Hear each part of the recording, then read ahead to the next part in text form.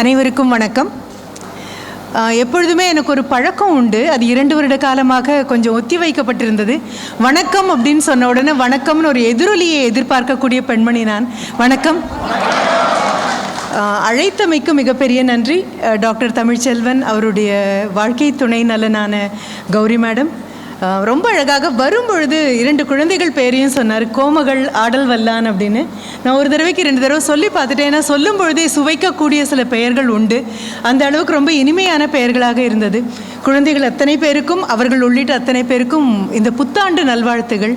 இதை ஆங்கில புத்தாண்டு அப்படின்னு ஒரு கையால் ஒதுக்க எனக்கு மனது வரல. உலகம் முழுவதும் கொண்டாடி கொண்டிருக்கும் பொழுது அதை ஆங்கிலத்திற்கு மட்டுமே விட்டு கொடுக்கவும் நான் தயாராக இல்லை. ஆனால் நமக்குன்னு ஒரு ஆடம்பரம் உண்டு. தமிழ் புத்தாண்டுன்னு ஒன்று பின்னால் கண்டிப்பாக வரும். அந்த ஆடம்பரம் இல்லாமல் ஒற்றை புத்தாண்டை மட்டுமே வைத்து கொண்டிருக்க அனைவருக்காகவும் மிக அழகான 2022 அமைவதற்கான பிரார்த்தனைகள் கண்டிப்பாக என்னிடமிருந்து. 2 மிக முக்கியமான விஷயங்களும் உங்ககிட்ட சொல்லணும். அரிமாக்களிடம் மட்டும்தான் அதை சொல்ல முடியும். அரிமாக்கள் எல்லாவற்றையும் அறிந்தவர்கள் அப்படிங்கிறதுனால இன்னும் சந்தோஷமாகவே சொல்ல முடியும். ஒன்று, மிக பொறுப்பான ஒரு தாய் தகப்பனுடைய தலைமுறையை இந்த வருடம் இந்த குழந்தைகளுக்கு நீங்கள் எடுத்து காட்டணும்.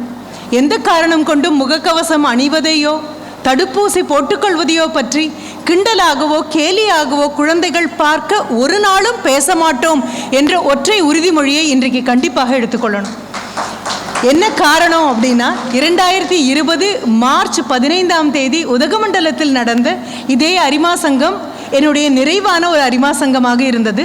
அதற்கு பின்னர் 3 முறை வெளியே நான் வந்திருக்கிறேன். 2 முறை தடுப்பூசிக்காகவும் 1 முறை ஓட்டு போடுவதற்காகவும். இந்த 3 முறை வந்ததன் பின் ஒரு திருமணத்திற்கு போகும்பொழுது கூட ஒரு அச்சம் என் கூட இருந்ததற்கு ஒரு காரணம் என்ன அப்படின்னா, கோயம்புத்தூர் ESI ஹாஸ்பிட்டல் அதனுடைய டீனாக இருக்கக்கூடிய டாக்டர் ரவிக்குமார் இன்று வருவதற்கு முன்பு கூட மிக இணக்கமாக நேற்று இரவு காலை எடுத்து வெளியில் வச்சாச்சா அப்படின்னு கேட்டார். நான் சொன்னேன், இன்னும் இல்லை டாக்டர், நாளைக்கு தான் தொடங்க போகிறேன் அப்படின்னு சொன்ன பொழுது அவர் சொன்னார், போகிற இடத்துல எல்லாம் ஒரு SMS பற்றி முதல்ல சொல்லிடுங்க. என்னது இந்த SMS அப்படின்னு சொன்ன பொழுது சிரித்துக்கொண்டே டாக்டர் சொன்னது, S is for social distancing, M is for mask and another S is for sanitizer.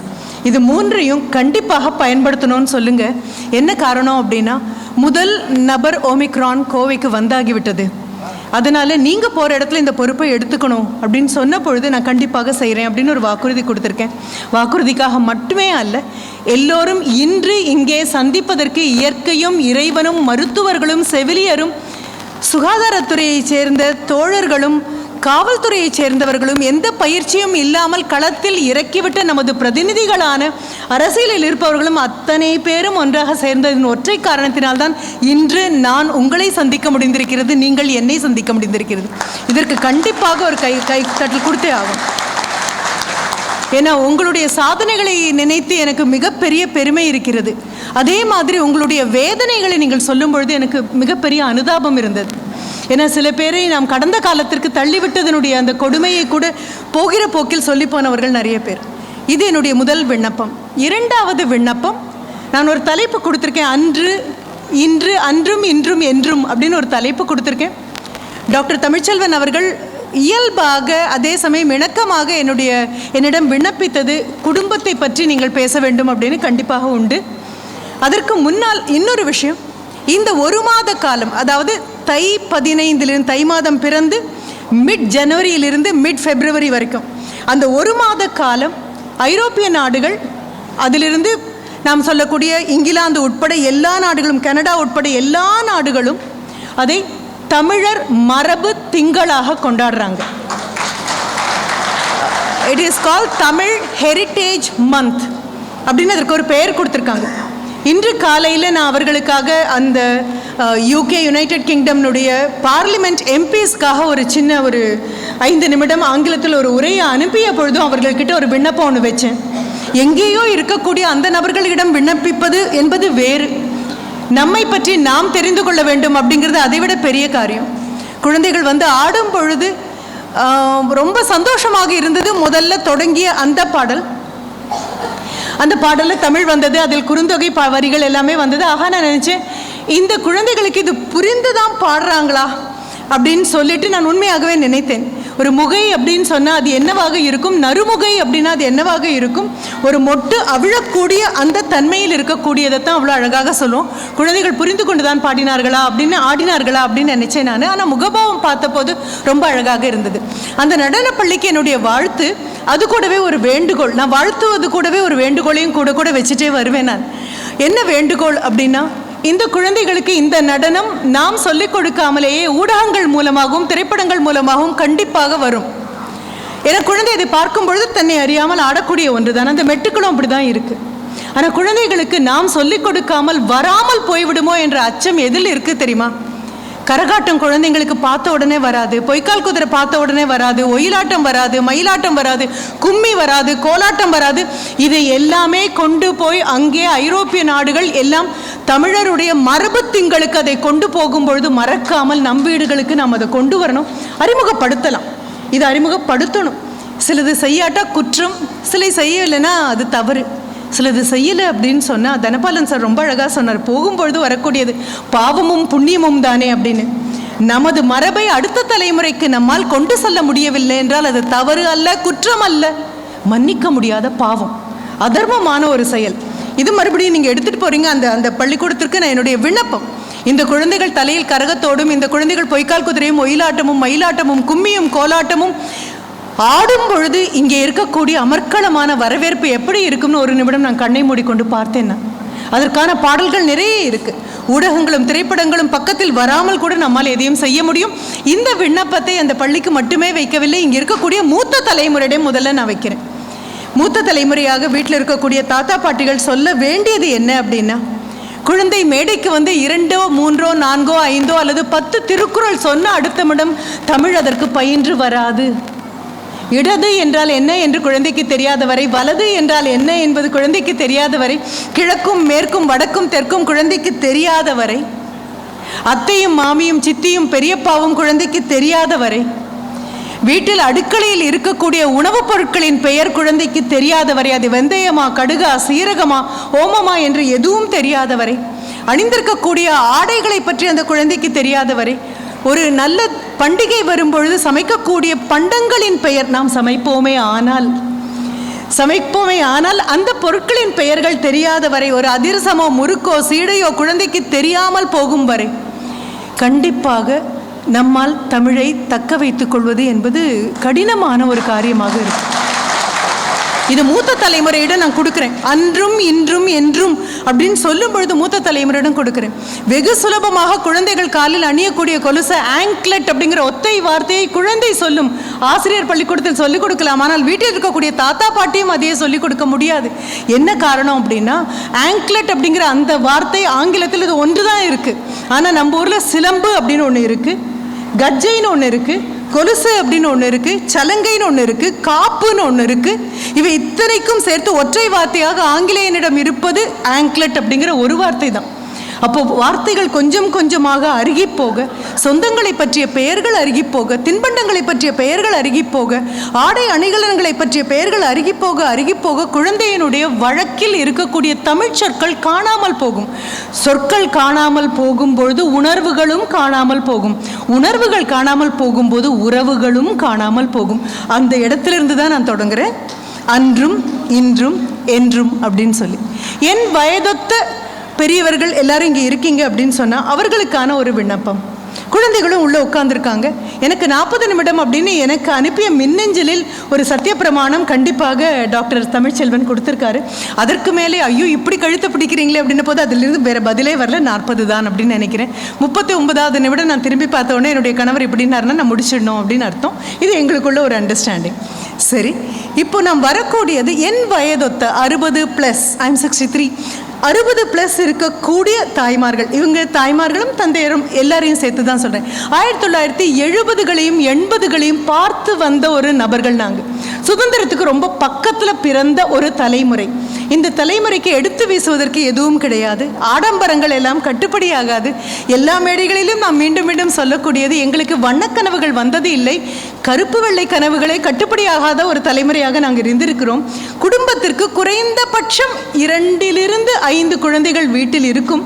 ஏதாவது ஒரு குழந்தை கல்லூரிக்கு போக வேண்டும் என்றால் மற்ற குழந்தைகள் தங்களுடைய படிப்பை ஏதோ ஒரு இடத்தில் விட்டுத்தான் ஆக வேண்டும்.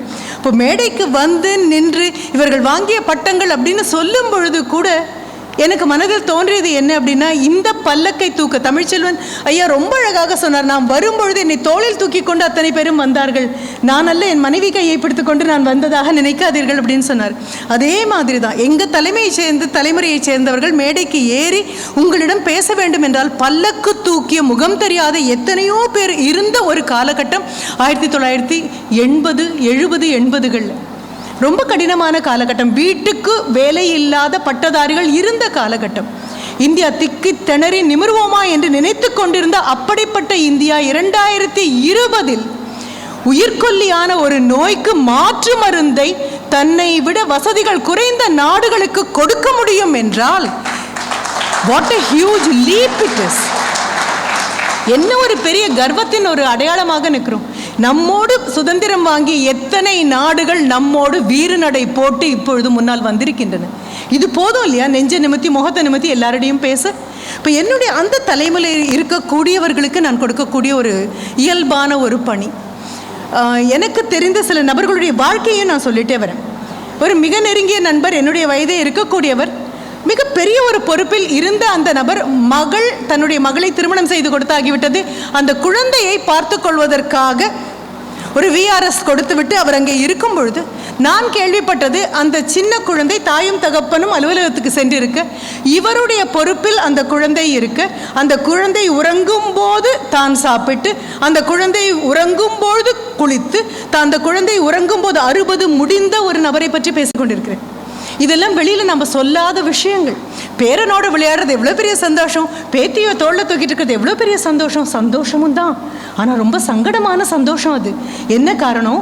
அங்கிருந்து திரும்பி வந்தவர்கள் உடனடியாக பார்க்குறது, குழந்தைய கொசு கடிச்சிருக்கா, கையில் ஒரு கீறல் இருக்கா, கீழே விழுந்த, இதெல்லாம் பார்க்கும்போது இந்த நிமிர்ந்து இல்லை நீங்கள் சரியாக தான் பார்த்துட்ருக்கீங்க அப்படின்னு மகனோ ஓரக்கண்ணால் ஒரு சம்மதம் தரும் வரை உயிரை பிடித்து கொண்டிருக்கக்கூடிய 60 வயதான மூத்த தலைமுறைக்கு நான் சொல்கிறேன். அந்த குழந்தை கதவிடுக்கில் கை நசுங்கி விட, அந்த செய்தி எனக்கு வந்த போது நான் குழந்தையை பற்றி கேட்கவில்லை, தாயை பற்றி கேட்கவில்லை, தகப்பனை பற்றி கேட்கவில்லை. ஐயோ, அந்த நண்பர் என்ன செய்து கொண்டிருக்கிறார் அப்படின்னு நான் கேட்டேன். என்ன காரணம் அப்படின்னா, குழந்தையை எடுத்துட்டு மருத்துவமனைக்கு ஓடணும். அந்த குழந்தையுடைய தாய் தன்னுடைய மகளுக்கு ஃபோன் பண்ணி சொல்லணும், குழந்தை விரல் நசுங்கி போச்சு அப்படின்னு. எந்த தாத்தாவும் கொண்டு போய் விரல் நசுக்கணும்னு முயற்சி பண்ணியிருக்க மாட்டார். ஆனால் அலுவலகத்திலேருந்து வரக்கூடிய அந்த பெண், அப்பா தான், ரொம்ப அன்பான அப்பா தான், எல்லாம் கொண்டாடி எங்கள் அப்பா போல யாரும் கிடையாது அப்படின்னு தந்தையர் தினத்துக்கு கட்டி பிடிச்சு உச்சி முகந்து ஒரு கேக்கை வெட்டி கொடுக்கக்கூடிய மகள் தான். ஆனாலும் தன்னுடைய குழந்தை கை நசுங்கி விட்டது என்றவுடன் வார்த்தைகள் எல்லாம் அமிலத்தில் வந்து அப்பாவின் மேல் கொட்டுங்கிறத ஒரு நிமிஷம் புரிஞ்சுக்கணும். அப்போ உடைய மாற்றிக்கொண்டு ஒத்தை கொய்யாளுக்கு அந்த காரை ஓட்டிட்டு அந்த குழந்தையை எடுத்துகிட்டு மருத்துவமனைக்கு போனால் அவர் மேல் தான் என்ன வருத்தம். குழந்தைகள் விழும் எழும், கை நசுங்கும், கால் நசுங்கும். ஆமாம், அந்த சூழலில் இருக்கக்கூடிய அந்த மூத்த தலைமுறைக்கிட்ட நான் சொல்கிறேன். இன்னொரு பெண்மணி, அவங்க சொல்லும் பொழுது அவங்க இப்போ கிளம்பி US போயிருக்காங்க. போகிறதுக்கு முன்னாலே ரொம்ப வருத்தப்பட்டுட்டு போனாங்க. என்ன, அங்கே போனால் எனக்கு எந்த வேலையும் கிடையாது. கிளம்பி போகிறதுக்கப்புறம் இந்த ஜன்னல் கம்பியை பிடிச்சிட்டு இருக்கணும். குழந்தையும் எங்கிட்டெல்லாம் விட போகிறதில்ல அவங்க. ஏன்னா நான் புறப்பட்டு வந்துட்டேன்னா அப்போ போய் டே கேரில் விட முடியாது அப்படின்னு சொல்லி குழந்தையும் டே கேரில் விட்டுடுவாங்க. பின்ன எதுக்காக நான் அங்கே இருக்கேன் அப்படின்னு சொன்னால், என்னைக்காவது ஒரு விடுமுறை வரும்பொழுது இவர்களுக்கு வேலை இருக்கும்பொழுது இந்த குழந்தையை பார்த்து கொள்ள வேண்டும். 35லிருந்து 40க்குள் இருக்கக்கூடிய இளைஞர்கள் இருப்பீர்களே ஆனால் கண்டிப்பாக இருப்பீர்கள்.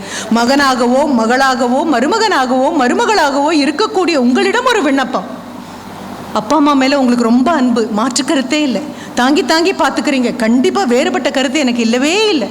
ஆனாலும் கூட 60 வயதை தாண்டிய பின்பு அப்பாவை ஒரு முறை அமெரிக்காவுக்கு 6 மாதம் வர சொல்லிவிட்டு, அப்பாவை திருப்பி அனுப்பி அம்மாவை ஒரு முறை வர சொல்லிவிட்டு, மாமியை அத்தையை ஒரு முறை வர சொல்லிவிட்டு, அவர் போன பின்பு மாமனாரை ஒரு முறை வர சொல்லக்கூடிய இந்த வன்கொடுமையில் ஈடுபடுபவர்கள் யாராவது இருப்பீர்களே ஆனால் அவர்களிடம் ஒரு விண்ணப்பம் கேட்பீங்க. எல்லாரும் கேட்கலாம், 60 வயசுக்கு அப்புறம் என்னப்பா பெரிய அந்தரங்கம்? ஏன் அந்தரங்கம் அப்படிங்கிறது 20க்கு மட்டும் சொந்தமானதா? 25க்கு மட்டும் சொந்தமானதா? 60 வயதுக்கு அப்புறம் என்ன அந்தரங்கம்னா அப்போ தானே பெரிய அந்தரங்கம். மகனிடமோ மகளிடமோ சொல்ல முடியாமல் ஏதாவது ஒரு வலியோ ஒரு வேதனையோ எங்காவது ஒரு கீறலோ இருக்குமே ஆனால் படுக்க போகும் பொழுது மனைவியிடம் மட்டும் அவள் காதில் மட்டுமே ஒரு ஆணால் சொல்ல முடியும் என்றால் அந்த அந்தரங்கத்திற்கான இடைவெளி நாம் கொடுக்க வேண்டாமா? நம்ம என்ன நினைக்கிறோம்? நம்ம குழந்தை, நாம் பாரதியார் சொல்கிற மாதிரி எந்தையும் தாயும் மகிழ்ந்து குலாவி பெற்றெடுத்து வாராது போல் வந்த மாமணியான ஒரு குழந்தை. அந்த குழந்தைய கொண்டு போய் தாத்தா பாட்டி நடுவில் படுக்க வச்சுட்டு நாங்கள் 2 பேரும் தனியாக படுப்போம் அப்படின்னு சொல்லக்கூடியது எனக்கு இங்கீதமாக தோணவே இல்லை. என்ன காரணம்? நம்மளை நம்பி நம்ம குழந்தைய பெற்றிருக்கோம். அம்மாவும் அப்பாவும் கூட நிற்பாங்க. 3 கால்கள் தானே தவிர அவர்கள் கால்கள் கிடையாது. இது புரிஞ்சுக்கோங்க. நான் சொல்லக்கூடியது ரொம்ப கடுமையான வாசகமாக உங்களுக்கு தோணலாம். ஆனாலும் எனக்கு முன்னால் என்னை அறிமுகப்படுத்திய நபர் எனக்காக ஒரு அழகான வாய்தா வாங்கிட்டு தான் போயிருக்காங்க. கடுமையான விஷயத்தை கூட இனிமையாக சிரிச்சுட்டே சொல்லுவாங்க அப்படின்னு. அதனால் நான் உங்ககிட்ட இருந்து முதல்ல ஒரு ஆன்டிசிபேட்டரி பெயில் எடுத்தாச்சு. இது புரிஞ்சுக்கணும். இது மிகப்பெரிய விஷயமாக இருக்கும். வீட்டுக்கு காவல் அல்ல மூத்த தலைமுறை. வீட்டுக்கு காவலாக அந்த மூத்த தலைமுறையை மாற்றக்கூடாது. எழுந்திருக்கவும் நடக்கவும் நிற்கவும் முழங்கால் வலி முதுகு வலி இவை போக அரவணைத்து அரவணைத்து குழந்தைகளை தூக்கி கொண்டாடக்கூடிய அவர்களை பற்றி கொஞ்ச நேரம் நாம் புரிந்து கொள்ளணும். மகள்கள் எல்லாம் இளவரசிகளாக வளர்க்கிறோம், மகன்களை எல்லாம் இளவரசர்களாக வளர்க்கிறோம். யார் சொன்னார்கள் மன்னராட்சி இந்த நாட்டை விட்டு போய்விட்டது என்று? வீட்டுக்கு வீடு மன்னர்கள் இருப்போம். வீட்டுக்குள்ளெல்லாம் மன்னர்களை தானே வளர்த்துட்டு இருக்கோம். ஆனால் என்ன நினைக்கிறோம் தெரியுமா? அப்பாவும் அம்மாவும் 4 குழந்தை பிறந்த போது 4 பேருக்கும் கிடைக்காதது யாருக்கும் கிடைக்காதது 5 குழந்தைகள். அதை தான் சொல்கிறேன். 1970களிலும் 80களிலும் நாங்கள் பார்த்த அதே வேதனையை நீங்கள் அனுபவிக்க வேண்டும் என்று ஒரு நாளும் சொல்லவில்லை. தாண்டி தாண்டி போக வேண்டும். ஆனால் தாண்டி தாண்டி போகும்போது தாங்கி தாங்கியும் போக வேண்டும். சில விஷயங்களை தூக்கிட்டு தான் போயாகணும். அப்படி பார்க்கும் பொழுது பெண் குழந்தைகளை ஒரு காலத்திலும் இளவரசிகளாக வளர்த்த தலைமுறையை சேர்ந்தவர்கள் அல்ல நாங்கள். ஆண் குழந்தைகளை இளவரசர்களாக வளர்த்த தலைமுறையை சேர்ந்தவர்கள் அல்ல நாங்கள். ஒரு ஆண் அவனுக்கு பின்னால் 4 பெண் குழந்தைகள் என்று வந்தால் அந்த 4 சகோதரிகளுக்கும் திருமணம் செய்து கொடுத்து விட்டு திருமணம் ஆகாமலேயே நின்று போன ஆண்களும் எங்கள் குடும்பங்களில் பிரதிநிதிகளாக உண்டு. நீங்கள் முதுகன்னிகள்னு சொல்லி வருத்தப்படுறீங்க இல்லையா? உங்கள் மாமாவுக்கு என்னப்பா, அவருக்கு என்ன பிள்ளையா குட்டியா அப்படின்னு சொல்லியே கரைச்சி எடுத்திருக்கக்கூடிய மாமாக்களை பார்த்துருக்கேன் நான். அதே தான் உங்கள் அத்தைக்கு என்னப்பா, உங்கள் சித்திக்கு என்னப்பா, உங்கள் பெரியம்மாவுக்கு என்னப்பா சொல்லி எல்லா ஆதரவும் இல்லாமல் போன அந்த நபர்களை கண்டிருக்கக்கூடியவர்கள் நாங்கள். இங்கே ஒரு பெண் குழந்தை, ஒரு ஆண் குழந்தை. எங்களுக்கு அப்போ கொடுக்க செல்லமும் கிடையாது, செல்வமும் கிடையாது. இப்போ செல்லமும் இருக்குது, செல்வமும் இருக்குது. குழந்தை ஒரு விரலை நீட்டின அடுத்த நிமிஷம் பல்பொருள் அங்காடி மாதிரி 10 விரல் நீட்டி இருந்தால் என்ன கேட்டிருக்குமோ அத்தனையும் வாங்கி நம்ம கொடுக்குறோம். பெண் குழந்தை ஆண் குழந்தைக்கு இதே தான் திருப்பி பண்ணிகிட்டே வரும்.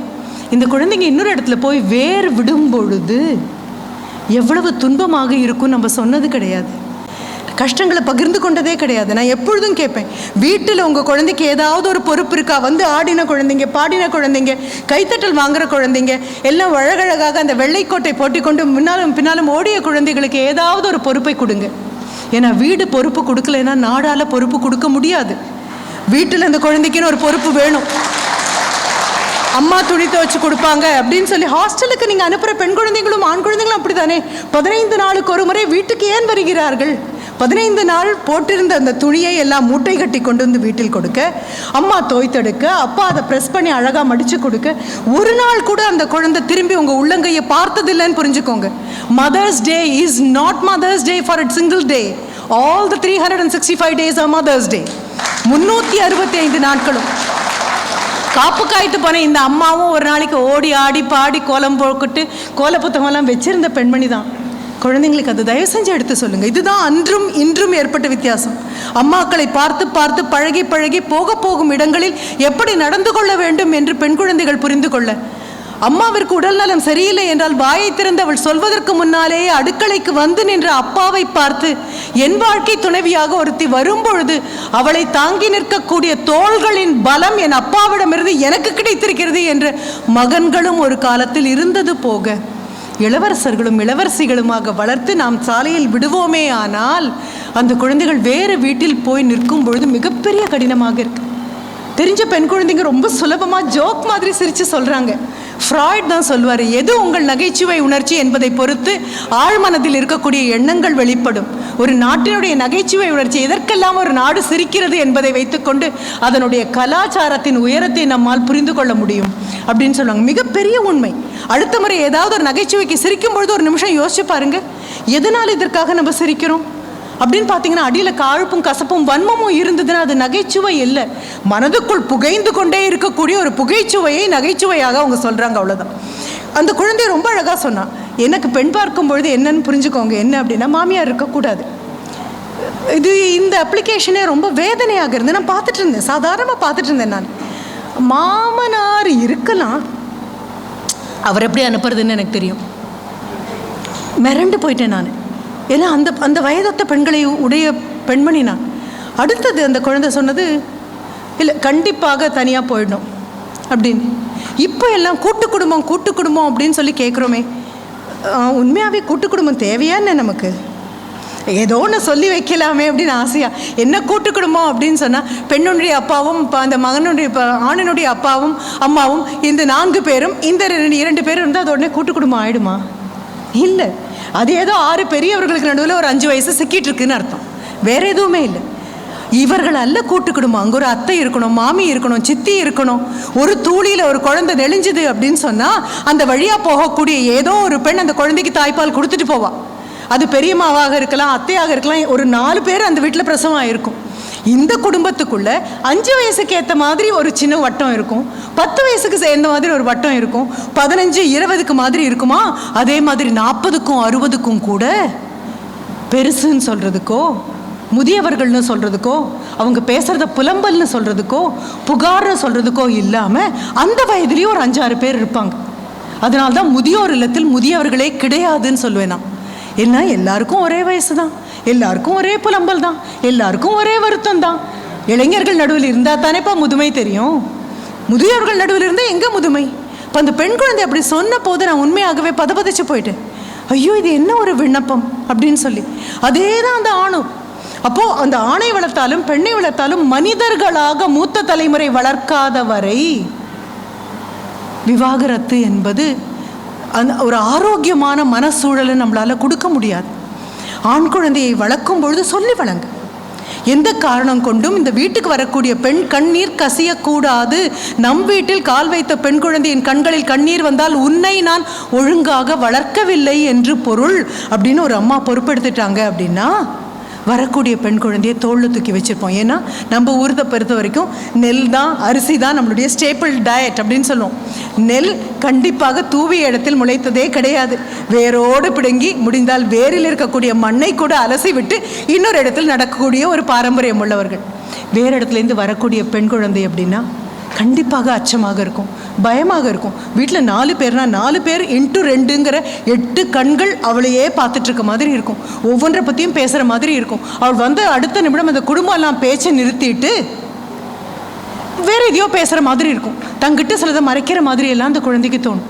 இதே தான் ஒரு ஆண் உள்ளே வரும் பொழுது இந்த குடும்பத்தை எப்படி தாங்க போகிறேன், இந்த என்னுடைய மனைவிக்கு 2 சகோதரிகள், இவர்களை எப்படி நான் மீட்டு கொண்டு வரப்போகிறேன், படித்து கொண்டிருக்கக்கூடியவர்களுக்கு என்னால் என்ன உதவி செய்ய முடியும், இது எதை பற்றியுமே பேசாமல் பெரிய பத்திரிகை அடித்து மிகப்பெரிய மண்டபம் எடுத்து 40 லட்சம் 50 லட்சத்துக்கு ஆடை எடுத்து 5 லட்சம் 60 லட்சத்துக்கு புகைப்படங்களை எடுத்து இதையெல்லாம் எடுத்து எல்லோரும் வந்திருக்கிறோம் என்று அதற்கான நிரூபணங்களையும் கொடுத்த பின்பு ஒரு கதவை சாத்தி கொண்டு அந்த 2 மனங்களும் தானே வாழணும். அவர் ரொம்ப அழகாக சொன்னார் இல்லையா, தனபாலன் சார் சொல்லும்பொழுது எவ்வளோ பேர் கவனிச்சிங்கன்னு தெரியல. இதயங்கள் இருக்கும், ஆனால் இணைந்திருக்குமாங்கிற ஒரு கேள்வி இருக்கு அப்படிங்கிறது தான் மிக அழகாக ராபர்ட் ஃப்ராஸ்ட்ங்கிற அமெரிக்கா கவிஞர் சொல்வார், we are more than 1 and less than 2 அப்படிம்பார்.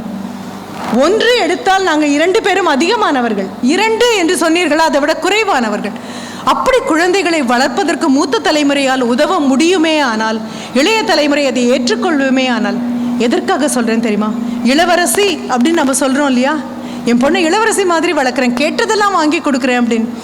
வாங்கி கொடுத்ததுக்கப்புறமா அந்த குழந்தை திருப்தியாக உங்ககிட்ட ஒரு நாள் அது போதும்மா, எனக்கு வாங்கி கொடுத்தது எனக்கு இவ்வளோ போதும் அப்படின்னு ஒரு நாளும் நம்ம குழந்தை நம்மக்கிட்ட சொல்லி இருந்தா உண்மையாகவே இளவரசியை வளர்த்துட்டோம்.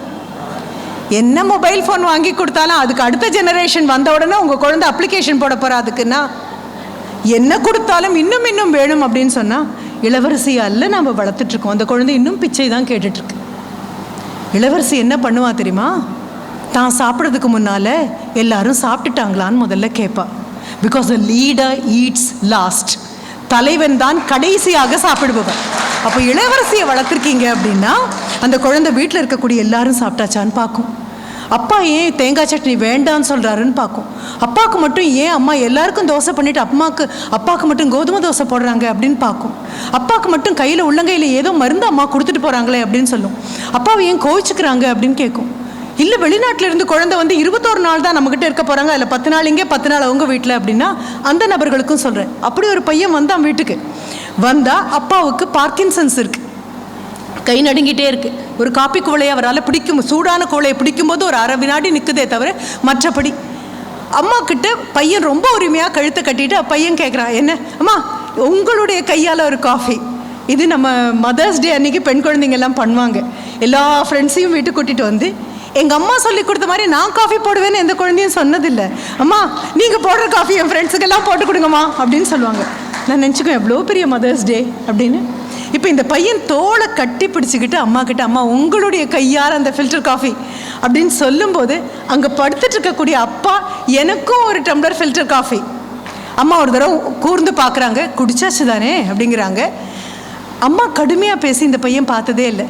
பையன் கையில் கொண்டு வந்து குவளையை கொடுக்குறாங்க. அப்பாவுக்கு அந்த டேபிள் மேலே அந்த குவளையை வைக்கிறாங்க. அவர் எழுந்திரிச்சு வந்து எடுக்கணும். அவர் சொல்கிறார், எனக்கு இங்கே கொண்டு வந்து கொடு, வாங்க எழுந்திரிச்சு வந்து எடுத்துக்கோங்க அப்படின்னு சொல்லிட்டு அம்மா போயிடுறாங்க. அப்பாவுக்கு முகம் சின்னதாக வாடி போச்சு. பையன் பின்னாலேயே வந்து அடுக்கலையில் அம்மா கிட்ட கேட்குறான், ஏம்மா என்ன இப்படி சொல்கிறீங்க, கொஞ்சம் கடுமையாக பேசுகிறீங்க, புருவத்தெல்லாம் நெரிச்சிட்டு பேசுகிறீங்க, அவரே வந்து எடுத்து கொடுங்கன்னு சொல்கிறீங்க, அவருக்கு உடம்பு சரியில்லைல்ல. இப்போ அம்மா சொன்னது, 21 நாள் வந்திருக்கல்ல, முடிச்சிருச்சுன்னா கிளம்பு, அவ்வளோதான். என்ன காரணம்னா அவர் பயந்து பயந்து அங்கேயே உட்காந்துட்டே இருந்தார்னா நடக்கிறது என்னன்னு கூட அவரால் முடியாமல் போயிடும். குழந்தை, சின்ன குழந்தை விழுந்து விழுந்து எழுந்திருக்கும் போது கடுமையாக அம்மா சொல்லுவா, ஓடிவா ஓடிவா அப்படின்னு சொல்வா.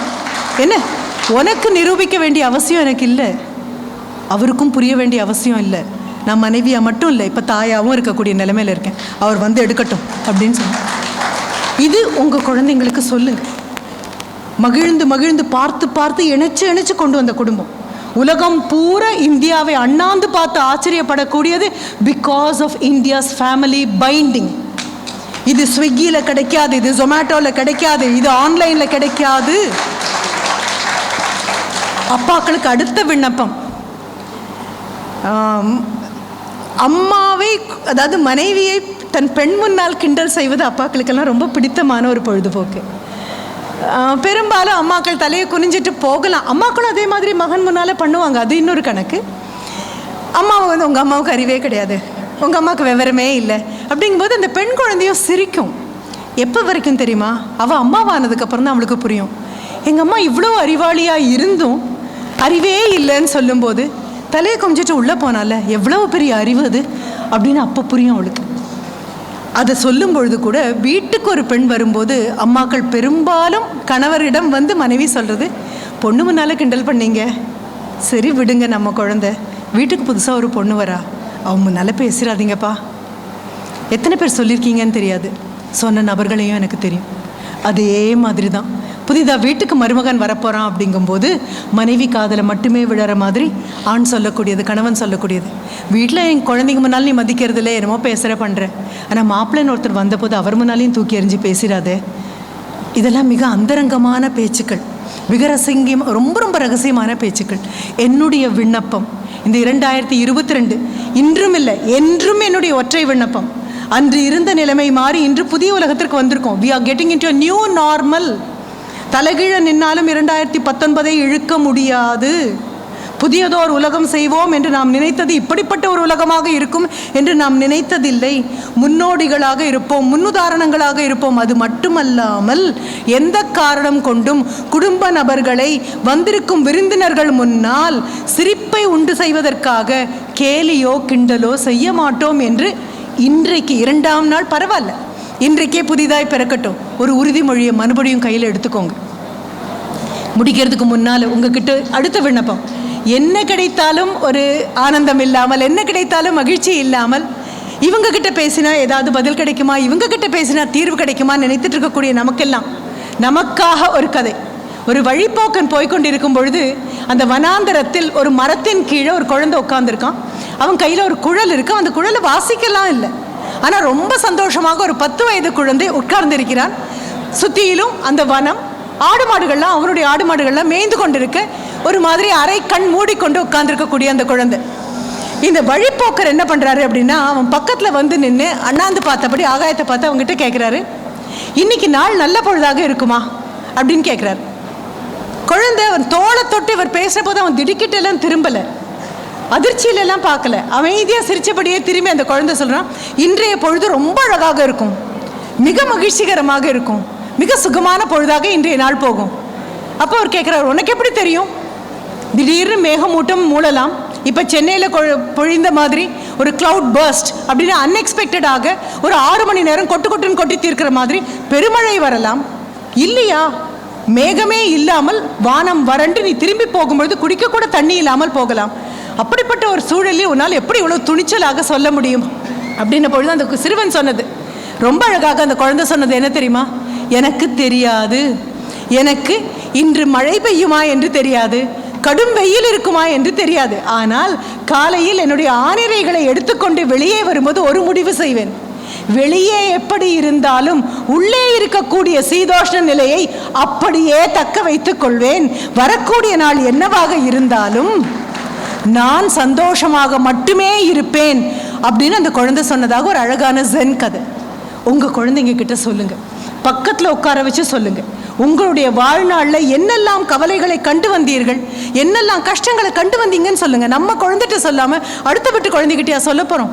ஆனால் நம்ம செய்யக்கூடிய தப்பு என்ன தெரியுமா? அதை சொல்லும் பொழுது நம்ம குரல்ல ஒரு சோகம், அதை சொல்லும் பொழுது நம்ம குரல்ல ஒரு புலம்பல். எங்கள் அப்பா எனக்கு சைக்கிள் கூட வாங்கி தந்ததில்லை, நீ பைக் கேட்குற, நான் நடந்தே போயிருக்கேன், இப்படிலாம் புலம்ப வேண்டிய அவசியம் இல்லை. எங்கள் அப்பா எனக்கு சைக்கிள் கூட வாங்கி தந்ததில்லை, கல்லூரி வரைக்கும் நான் நடந்தே போயிருக்கேன், என் தங்கைக்காக பாதியில் என் படிப்பை நிறுத்தினேன், உன்னுடைய சித்தி இப்போ பெரிய ஆளாக இருக்கிறதுக்கு என்னுடைய பங்களிப்பும் உண்டு அப்படின்னு தோளை நிமிர்த்தி கர்வத்தோடு பெருமையோடு கடந்து வந்த கஷ்டத்தை எல்லாம் தாங்கி வந்த திறமையோடு சொன்னீங்கன்னா உங்கள் குழந்தை என்ன சொல்லாது தெரியுமா? தொடங்கிட்டீங்களா, மறுபடியும் தொடங்கிட்டீங்களா அப்படின்னு சொல்லாது. எத்தனை தடவை சொன்னாலும் வரலாறு என்பது ஒரு தனி மனிதனுடைய சுயசரிதைன்னு புரிஞ்சுக்கோங்க. What is history? தாத்தாவை பற்றி, பாட்டனை பற்றி, ராபர்ட் கிளைவை பற்றி பேசிகிட்டே இருக்கோம் இல்லையா? வாரன் ஹேஸ்டிங்ஸை பற்றி சொல்கிறோம், லார்ட் மவுண்ட் பேட்டன் பற்றி சொல்கிறோம். குழந்தைக்கு முப்பாட்டனை பற்றி தெரியல, தாத்தாவை பற்றி தெரியல, தன் வீட்டில் இருக்கக்கூடிய பெரியவர்களை பற்றி புரியல அப்படின்னா வரலாறு படைப்பதை நாம் மறந்து விட்டோம்னு அர்த்தம். என்ன காரணம்? சரித்திரம் அப்படின்னு சொல்கிறது it is character, it is just not history. அது கேரக்டர், ஒரு நபருடைய கேரக்டர். இன்னாருடைய மகன், இன்னாருடைய பேரன், இன்னாருடைய கொள்ளு பேரன் இப்படி நிமிர்ந்து நிற்கிறான் அப்படின்னு சொல்லும் பொழுது தோளை தட்டி கொண்டு நிற்க வேண்டிய ஒரு பெரிய பெருமை இருக்குது. அதுவே தான் பாட்டிமார்களுக்கும். இன்றைக்கி எடுத்துக்குவோம், நம்ம குடும்பத்தை பற்றி நம்மளுடைய கர்வத்தை பகிர்ந்துக்குவோம். குழந்தைகள் விரலை அதோடு கோர்த்து கொடுப்போம். தாத்தாவோ பாட்டியோ எங்கிருந்தோ கூப்பிடுறாங்க, இல்லை நாம் எங்கேயோ இருக்கோம் அப்படின்னா ஒரு நிமிஷமா பேரன் பேசணுமா, பாட்டி பேசுகிறாங்க பாட்டி பேசுகிறாங்க அப்படின்னு சொல்லி சந்தோஷமாக நீங்கள் கொடுக்கும்போது ஹலோ பாட்டி அப்படின்னு கூப்பிடும்.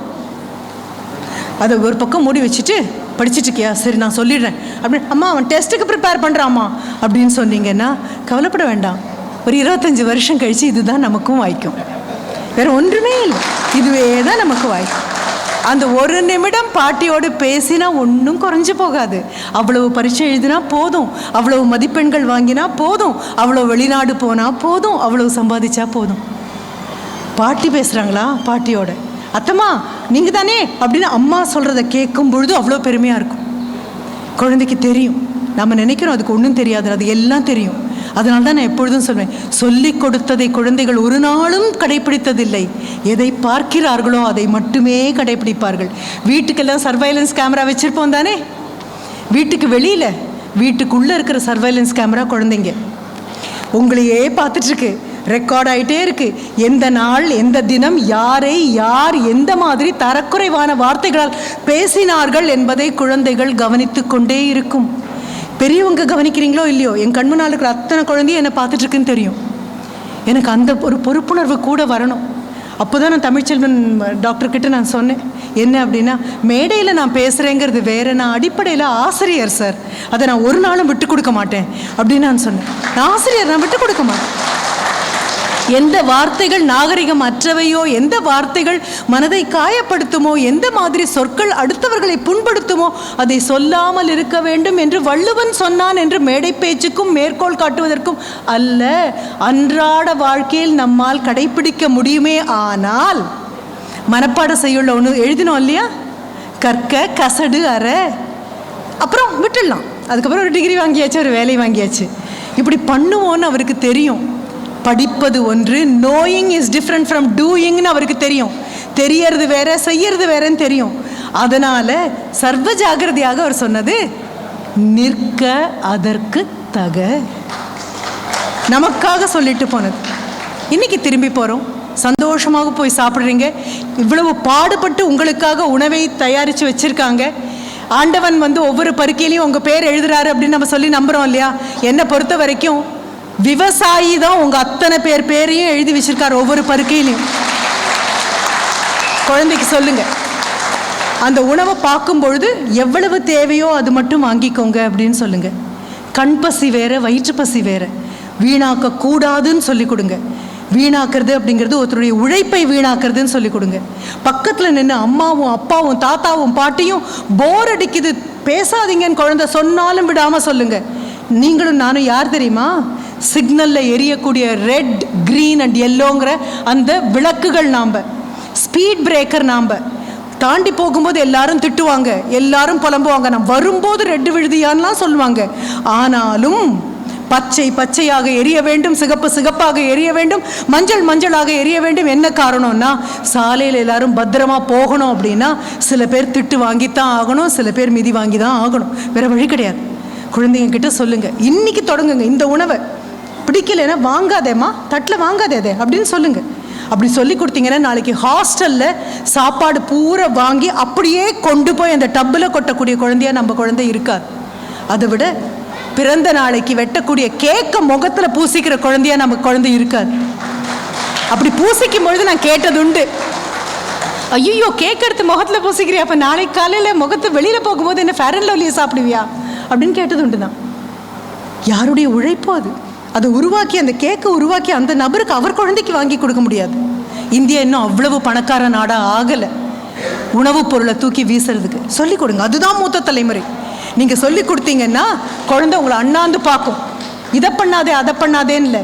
எங்கள் தாத்தா தட்டில் எதுவுமே வீண் பண்ணதே கிடையாது, எங்கள் பாட்டி தட்டில் வீண் பண்ணவே விட முடியும். எத்தனை நாளைக்கு நம்ம சொல்வோம், திருவள்ளுவர் தன்னுடைய பக்கத்தில் ஒரு குவளையில் தண்ணீரும் ஒரு ஊசியும் வைத்து கொண்டிருந்தார். வாசுகி பரிமாறும் பொழுது ஒரு பருக்கை மணியாவது வெளியே விழுந்தால் அதை குத்தி எடுத்து கழுவி விட்டு பயன்படுத்த வேண்டும் என்று. ஒரு நாள் கூட அவர் அதை பயன்படுத்தியதில்லை. ஒருமுறை வாசுகி கேட்டபோது, நீயும் அப்படி போய் செய்யவில்லை, நானும் அதை பயன்படுத்தவில்லை, இப்படிலாம் அழகழகாக கதை சொல்ல தெரியுது இல்லையா. நிற்க அதற்கு தக. அப்போது இப்போ சாப்பிட போகும்பொழுது பக்கத்தில் உட்கார வச்சு குழந்தைக்கு எது எதுக்கு என்னென்ன பேருன்னு சொல்லுங்கள். பேர் சொல்ல தெரிஞ்ச உணவாக குழந்தைக்கு பழக்குங்க. அது போக தட்டை கொண்டு போய் அங்கே போடும் பொழுது மேலிருந்து போடாமல் எப்படி குனிஞ்சு போடணும்னு சொல்லுங்கள். தட்டுக்களுக்கு ஒரு இடமும் இலைக்கு ஒரு இடமும் இருந்துச்சுன்னா அதை பிரித்து கொடுங்க. அதுதான் மூத்த தலைமுறை. அன்றும் இன்றும் என்றும் அடுத்த தலைமுறைக்கு பாடம் சொல்லிக் கொடுக்காத நபர்களை காலம் கடந்த பின் இளைய தலைமுறை கண்டிப்பாக மதிக்காது. இன்னைக்கு அதை வாங்கிக்கிறோம். உங்களுடைய அன்புக்கு மிகப்பெரிய நன்றி, அழைத்தமைக்கு மிகப்பெரிய நன்றி. கண்டிப்பாக 30 நிமிடங்கள் 39ஆம் நிமிடத்தை நெருங்கி கொண்டிருக்கிறோம் அப்படின்னு கண் பார்த்துட்டே இருக்கேன் நான் எங்கள் வீட்டில் அவர்கிட்ட.